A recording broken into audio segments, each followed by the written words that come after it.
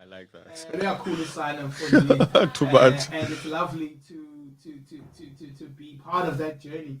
We started this together right here on air, and the movement is going to pick up to the extent that it's gone and done its rounds. About as far as even as Lalini and there's Paluga, as well as also further afield within the Eastern Cape, are asking for the same kind of treatment. People are saying, so we want to know. They are saying, so we want to know.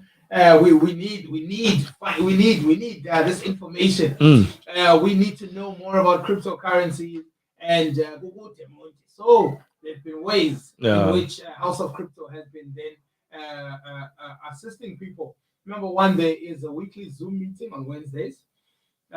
This helps people take a link and sit down and be able to be part of Yeah. this crypto information session because the return of the information that we are giving is so that crypto mentoring be on the forefront. Exactly. So, Crypto mentoring, a term also coined by House of Crypto, is guiding you through the process of the crypto world, step by step, with information that you really can't buy anywhere else. You can't get it anywhere no, else. no, no. And not in the way that's intended to actually give you your control, your autonomy, and the freedom to be able to make your own decisions and run your own systems come time when you have to look at the crypto investing that you will be doing. But that's as far as my knowledge with crypto goes. That's why we bring the experts in. And I'm a student as much as I am, somebody who we share this platform with, because I'm also learning as we have these conversations and also ask the right questions, which I hope as they clear me up or my concerns and my questions and my curiosity as well, that it also does the same for you, Mpulapuli. So with no further ado, welcoming back from the House of Crypto, Mr. Soyiso Mpunzi. Welcome, my brother. Thanks a lot. Good to have you back in studio. To be here. Awesome to be here. Awesome. A year old and still going strong. Yes, we are going strong. Yes, man. I took time to go through my phone records and pictures and see each and every client that was actually. Oh, wow. And I was like, it's been a long time coming. It seems like it's shorter than a year. Yeah. Because it's all I can remember everything that happened since last year. So I'm happy with the work we've done. We're still pushing strong.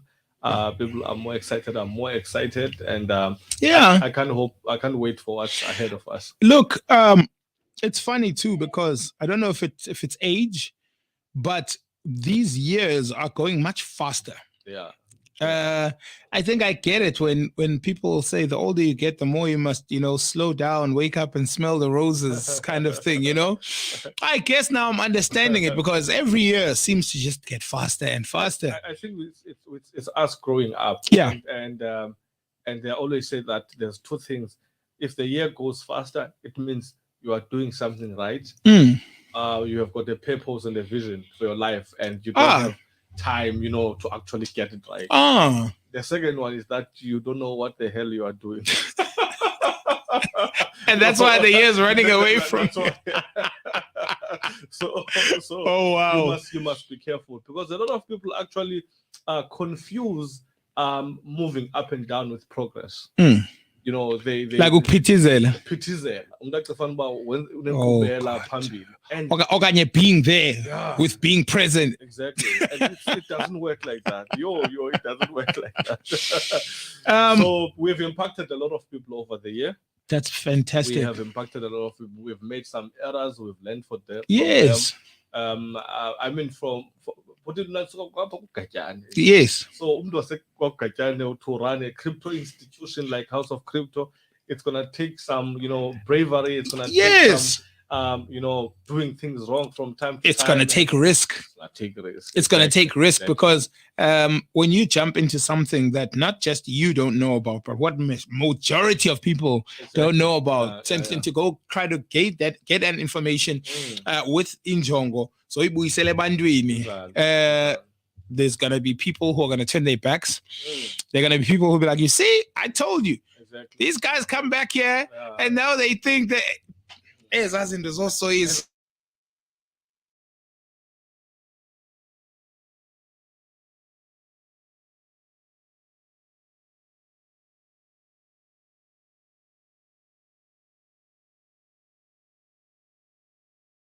and has shown that, this is not a fluke. This is the lifestyle of something that I believe in and something that I'd like to share with people. Let's talk about decentralized and centralized finance as philosophies and as well as the pros and cons of the two. But before we do that, maybe let's get to defining what they are. Right. I'll try and simplify it. Yeah. I don't want to use the crypto jargon, otherwise no one will hear that. Sure.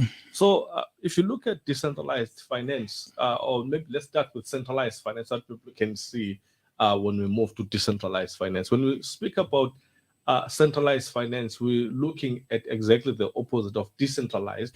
Centralized meaning the banks or financial institutions actually have got control over your money. So we're talking the more traditional banking system. Exactly. Mzansi is what? Is it the top 4, top 5? Yeah. Top 5 now. 5 now, yeah. This guy is contesting 5 with the new black card. Yeah. So that's centralized finance. That means that there is an institution that facilitates transactions on your behalf, which is called the middleman or the third party and stuff like that. So you're paying for the admin. So you're paying for the admin, you're paying for, and the thing that I've noticed with the financial institutions or the banks is that whatever movement of the money you do as a client, as a customer, you actually get paid. I mean, you get charged for it. There's a fee that you must pay for any kind of movement of the money. So even when you have your so-called autonomy with these apps and things, when you move it from one account into the other within your app, with your autonomy, they're like, no. That's just a window. They are actually gonna charge you for the app even. So you are not safe anywhere. So and even to use the app, you need to buy mobile data. Exactly, and so that's centralized finance, right? And obviously, when you are dealing with centralized finance, you gotta look. I was thinking on time that to deposit money, there's a charge, there's a fee. To withdraw money, there's a fee because you are using someone else already existing infrastructure in place that the person actually bought or built or whatever the case is. So hence they charge those kind of heavy fees. In my case, they charge me. So that's centralized finance. Centralized finance is all about you are surrendering your own control of your money. Right. To someone else who apparently knows better exactly what to do with and safeguards. Right. So whatever you want to do with your money, move your money here and there, then whatever you want to do with your money here and there, then those guys are actually gonna make you pay because your money is in their control. So when you ask for 100,000 rands, they're gonna charge you according to the amount in which you are requesting. So whatever movement of money gets billed. Right. That's centralized finance in a nutshell. Right. So to the person at home or at work or wherever you've tuned in from, that is the current system that you are using. That's the centralized system. The bank card that you have with whatever name, brand, or whatever, whether it's green, whether it's sky blue, whether it's red or black or whatever, gold, platinum, the brand that's on there is a centralized system. Exactly. And the most fundamental thing about that kind of system is that just give you an honest example of what happened, practical example. I went to my bank to request 100K. Right. And they said I must make an appointment to actually have it because they don't keep that much money in the bank. Money doesn't stay at the bank. Yeah, that was a lie from that person. Of course. She was just supposed to tell me that no, we've invested your money somewhere. Because centralized finance is when we trust an institution with our monies, but the people we trust with our money under centralization believe in decentralization. Yes. So when we trust them with our monies, they say thank you and take our money into a platform that's going to multiply that particular money. It's only our money that's centralized. Exactly. not theirs. Because the reason the bank can promise you 5% returns per annum is because they know that they have got a guarantee that they've made 100, 200, 300, 500% with your money in that period of a year. Right. In a decentralized finance system. So that kind of system, which is centralized, then makes us now not have 100% control of that money. Hence, I was not able to get the 100,000 rands that I requested. Right. I mean, I just walked in there. And the funny thing is that when I check my app, the 100K is there.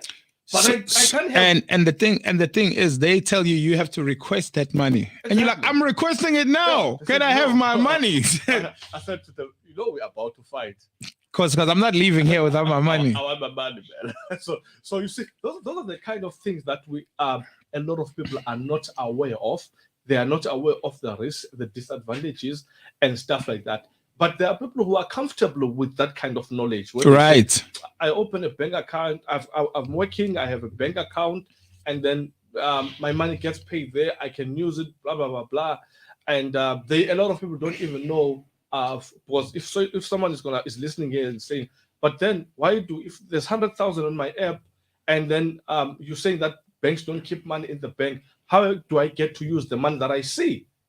Then that I put in here. Exactly. Then it means next time we speak, we have to speak about fractional reserve banking. Yes. Because the bank there's got no money. There's no money in the bank. In fact, when they know they're going to need money, that's when you see those big trucks coming with protected, exactly, because really it's not secure. It's funny that we're having this conversation. Centralized banking is based on the premise of security and how secure your funds are. But it's not secure for a bank to keep your funds. No, it's not. That's crazy. Yeah, that's crazy. Yeah. So we're looking at that.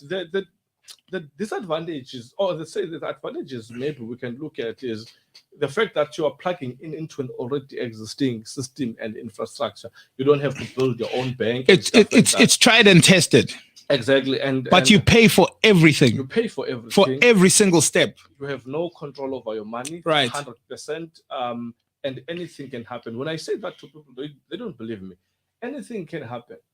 If inflation can hit its all-time high, and then there comes a time where the bank says we can't even issue the money that we actually have.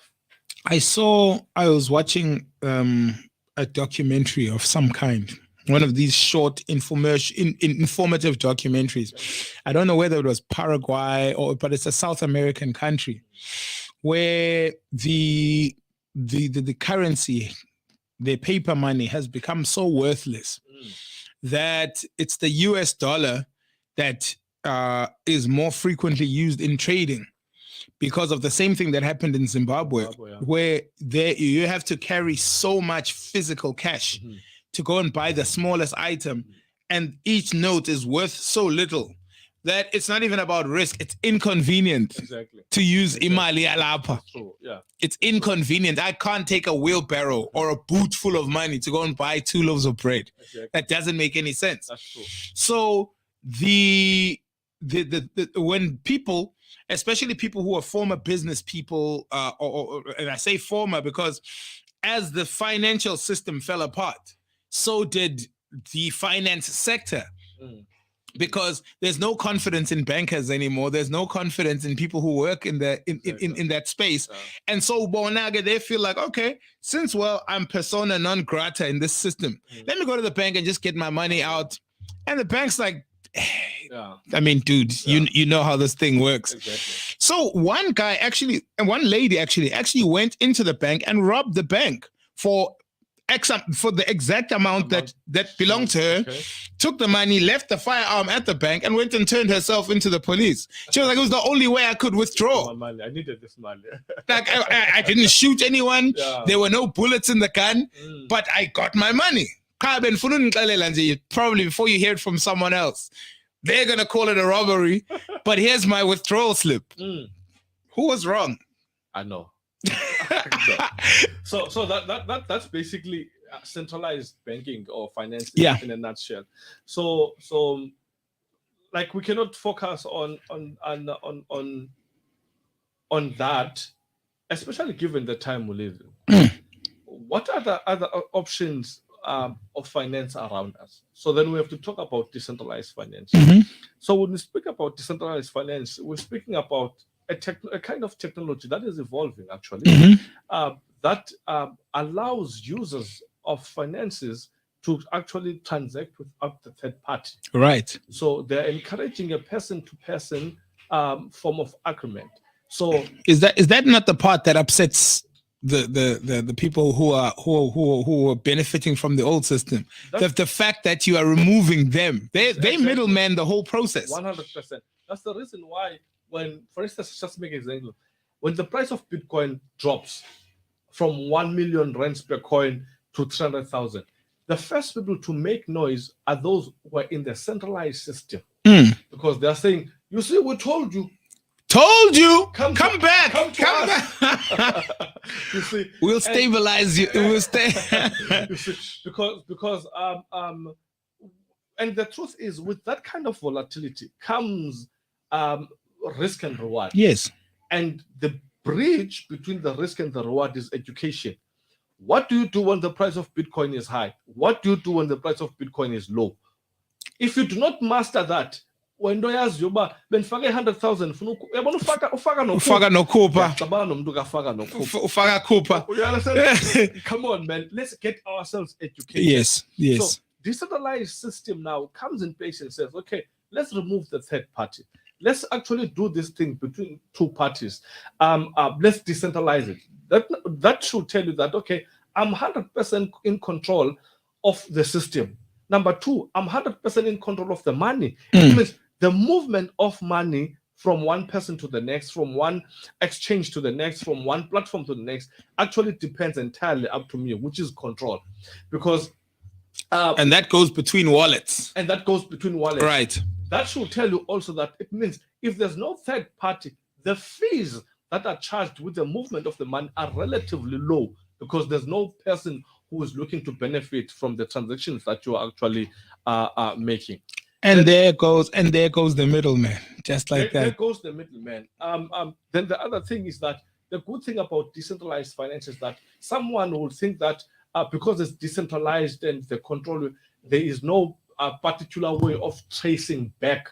The thing about decentralized platforms or finances that, as much as there won't be your name, but it is traceable to avoid hacking, fraudulent activities, and stuff like that. And protected through the blockchain. Exactly. So it uses a certain protection like that of cryptocurrencies. Yes. To say that, okay, people can still do this, but it's protected, but it can still be traceable, but it does not have an identity. Because if it's going to be decentralized, then my name cannot be out there. Because if I've got 5 million, no man, why am I naming a small amount? If I've got $100 million in a platform and my name is out there, then I'm exposing myself to crime. You understand what I'm saying? You're exposing yourself to crime. You are unnecessarily exposing yourself to investigations, to things that, and I say this in not in the criminal sense, but it doesn't protect the identity of the investor. It doesn't. So that's why a lot of people have got a lot of funds now in decentralized softwares and programs and stuff like that to avoid that particular thing. And the funny thing is, I was reading one time and I noticed that the US government will never say this publicly. They've got the SEC, which monitors the Security Exchange Commission. It monitors everything there is about exchanges, money, blah, blah, blah, blah, blah. But these guys themselves have got 20,000 Bitcoins. Oh, yeah. Look, the former chairperson of the SEC, Bernie Madoff, we all know what happened. He ran the biggest Ponzi scheme the world has ever seen. And he was part of the regulatory body that protects people against Ponzi schemes. So these guys are aware. These guys know exactly what works outside of the banking system. Sure. They know that when you are in a centralized thing, cannot just move your money elsewhere. The bank will freeze your account and ask you to come and provide documents and say, okay, where is this man proof, this source of income? That's not what I want. Right. That's not what I want with my money. I actually want to and the thing is, provided you're not doing anything wrong with your money, where you want to put your money, where you want to park it, should be totally up to you. Because then you are 100% in control. Yes. So DeFi, which is decentralized finance, motivates the use of digital wallets. So I've got my bank on my phone. I can go anywhere and use my cryptos as I see fit, anywhere on the surface on under the planet, which is something powerful, because you know people don't understand the power they have when they've got cryptocurrencies. I'm gonna say it just like that.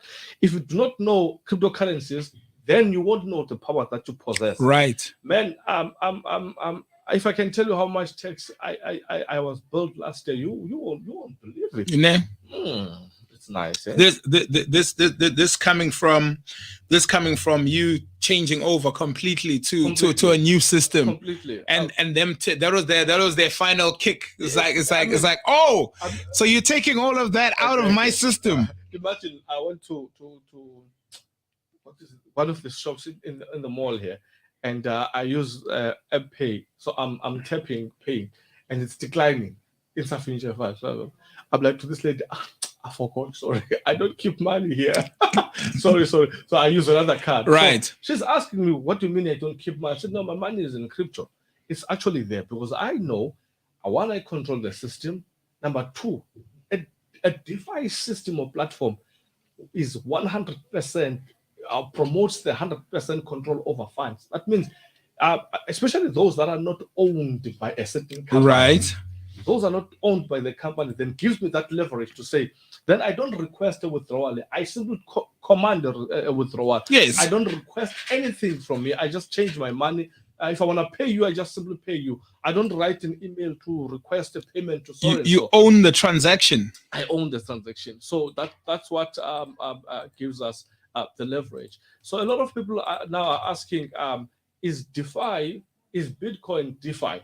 Bitcoin is not DeFi on its own, decentralized finance. Yeah. But Bitcoin is the first application of DeFi. So when they wanted to see if DeFi works, they tested it on Bitcoin. Can you send Bitcoin without a third party? That was possible. Can you be in control and self-govern these bitcoins? Can you buy a portion of a Bitcoin, or do you have to buy a whole bit? Exactly. All of those things. I remember the first person who went to Lamborghini, I think the United States, to buy a Bitcoin. The person actually used, I think there was 100 Bitcoins then to buy a Lamborghini. You know, so and then they wanted to test if you can actually purchase a house, a car using Bitcoins without you changing from crypto to fiat currencies. Then you buy a Lamborghini. A transaction purely between two parties who agree on the deal, and then they transact without going anywhere near the former system that you were using. 100%. So now Bitcoin became the first application of DeFi because it met all the requirements of what a decentralized finance should be all about. I still encourage people to this day, build a crypto portfolio. Wow. Because I feel like looking at you now. Because what's going to happen in the future, we will be forced to. And now the exchanges and those who are responsible for facilitating transactions will take the price to the sky because of the demand. In fact, they won't even want to take, but the demand will compel them to take the prices to the sky.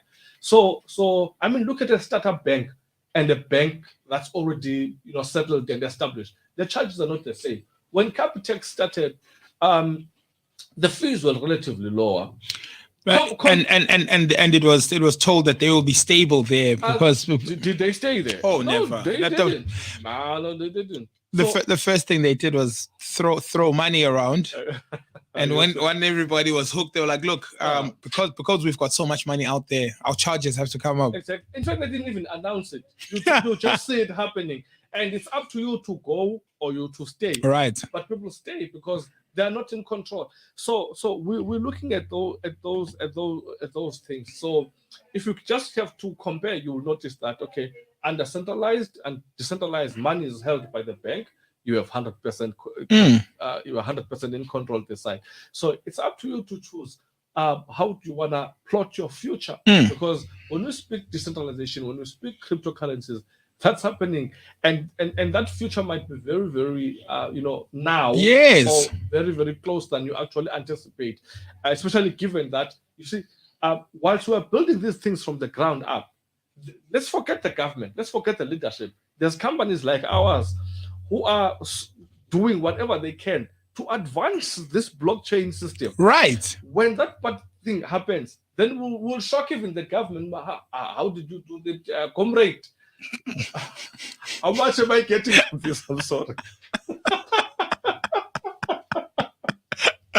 You see, so we will advance this blockchain technology. We will build systems that will enhance it, that will make you increase mass adoption of cryptocurrencies and the usage of blockchain. And blockchain on its own is threatening the accounting system. Right. On its own. Decentralized finance is threatening the accounting system, because we cannot say that we are growing into technology and we still keep accounting records as they were. Well, I mean, it's got to be understood. The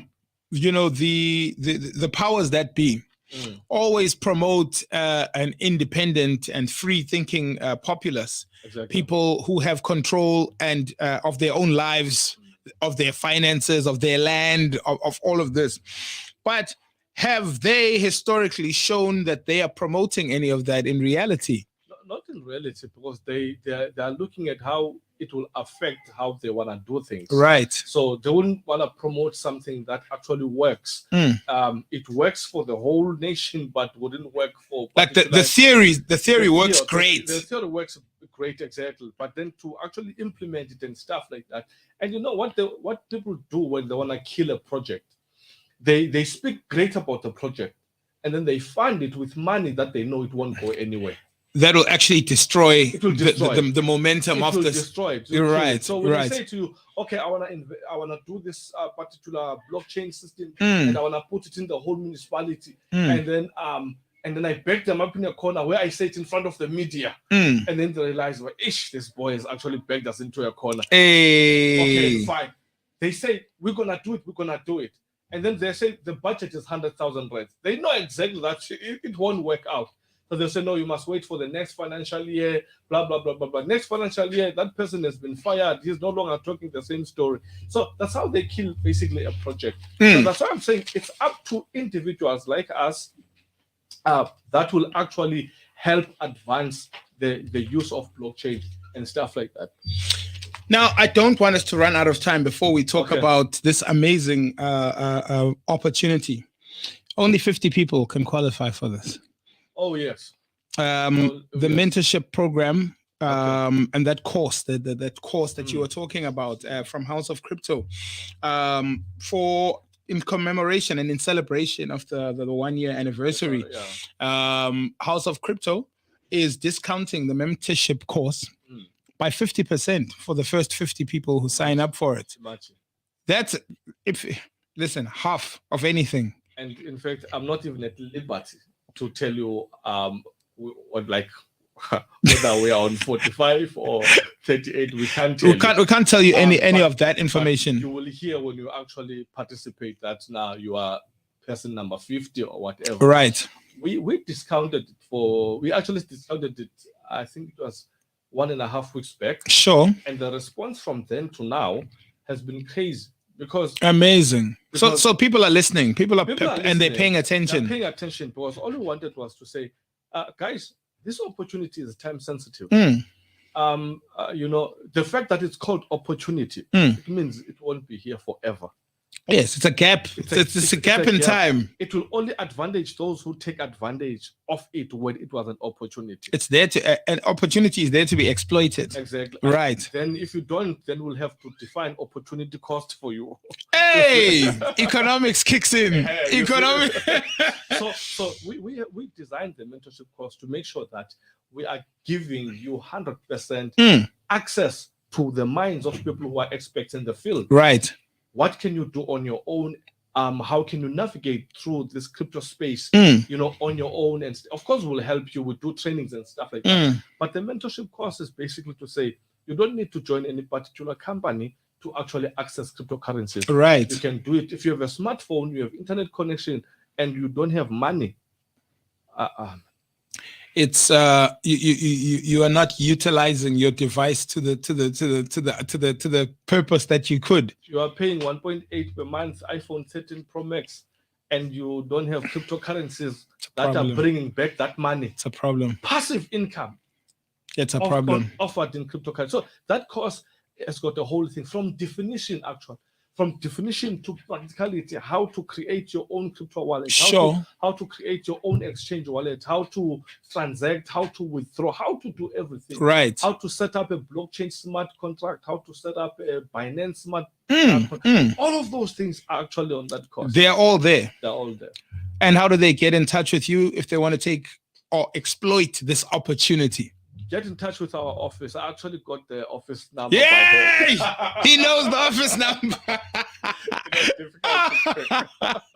Someone said to me, "Why don't you know your office number?" I never use it. I never call my office. I know what to do. So you can get in touch with us on our line. It's 043-023-0086. So 023-023-0086. Check it in the comments section as well. I'll just put it here in the comment section on our talk. So in case you're watching this later, call House of Crypto on 043-023-0086. Yeah. Awesome stuff. Mr. Mponzi, we have you here every week, and every week we learn something new that opens our eyes even more to the possibilities that come with cryptocurrencies. Now, it's up to you to use this information to become a better investor. It's up to you to use this information to take more control of your wealth, especially medium to long term. Especially medium to long term endeavors. You can't go wrong with something that is meant to be put away. It's a nest egg. It's a build up. It's supposed to take time to mature. Like that. You can't have a glass of cheap wine and complain that it doesn't. Yeah, exactly. It's not elegant. 100%. Because it's not matured. Exactly. It works like that. Thank you so much for your time. We will see you next week, Tuesday. Today, we shut it down. Decentralized finance versus centralized finance. Decentralized exchange versus centralized exchange. And of course, the 50% off the mentorship program or the mentorship course that is unique and can only be found at House of Crypto. Get yourself down there. Get yourself into the program. And what do you know? You might save yourself 50%. Be one of the 50, because if you're number 51, you're still going to get the course. Yeah. You're just going to pay full price for it. This is